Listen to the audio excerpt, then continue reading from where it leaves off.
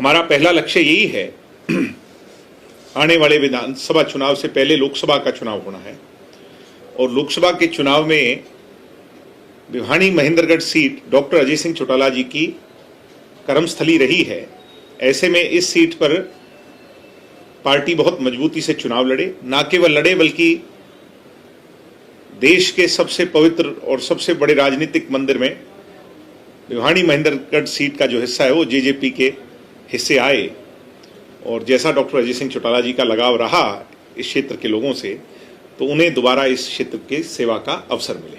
और होनी भी नहीं चाहिए। अगर किसी को कोई मानता है, अगर समझौता होता है, तो बाय डिफॉल्ट ही महेंद्रगढ़ और भिवानी की सीट, मैं तो बड़ा हाइपोथेटिकली बोल रहा हूँ क्योंकि मैं ना तो इस बात को तय करने वाला या फैसला करने वाला, मगर आपने कह ही दिया कि समझौता हो गया, उस सिचुएशन में मैं मानता हूं कि फिर इस सीट पे तो किसी का दावा बनता ही नहीं। तो निश्चित तौर पर जननायक जनता पार्टी और डॉक्टर अजय सिंह चौटाला जी की सीट है। इसके अलावा हरियाणा में कहां पे मेरी हैसियत नहीं, फिर मैं वही कह रहा हूं, मगर ये तय है कि आने वाला जो कल है उसमें मैं ये परिदृश्य देखता हूं, कल्पना जब करता हूं राजनीतिक उसकी, तो मैं देखता हूं कि इस सीट पे चाहे विधानसभा की हो जहां हम बैठे हैं, ये भी नांगल चौधरी भी, सारे क्षेत्र में जेजेपी बहुत मजबूती से चुनाव लड़ रही है और जीत रही है। मैं देखता हूं ऐसा। स्याही ज्यादा हो दवात में, तो उसके लिए क्या प्रयास है? उसी शाही ज्यादा भरने के लिए तो ये कर रहे हैं प्रयास सारा। आज आपके जिले के नांगल चौधरी हलके के कार्यक्रम थे।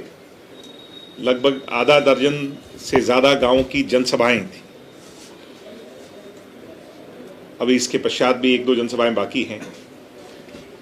बहुत ज्यादा उत्साह पार्टी को लेकर के आपने पीछे देखा, दुष्यंत जी जब आए तो शहर में उनकी गतिविधि,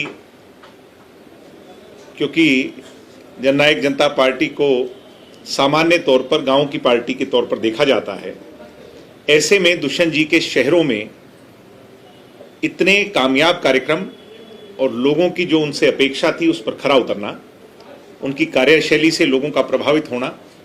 और आज जब हम ग्रामीण अंचल यानी नांगल चौधरी के अंदर थे, तो जिस हिसाब की संख्या में लोग निकल करके आए हैं, ये दर्शाता है कि जननायक जनता पार्टी बहुत बड़ी ताकत बन करके इस दक्षिणी हरियाणा के अंतिम छोर में उभर रही है। उनके जो कोई काम है जो हम गांव के स्तर पर निपटा पाए, कहीं कोई वीडियो लेवल के स्तर के काम थे उनको दूर किया, कहीं कोई पानी की समस्या थी, निकासी की थी, वो तमाम निपटवाई। जहाँ कहीं कोई पीडब्ल्यूडी की सड़कें बननी है दुष्यंत जी के संज्ञान में डालेंगे, कहीं कोई कम्युनिटी सेंटर बनने हैं वो उनके संज्ञान में डालेंगे।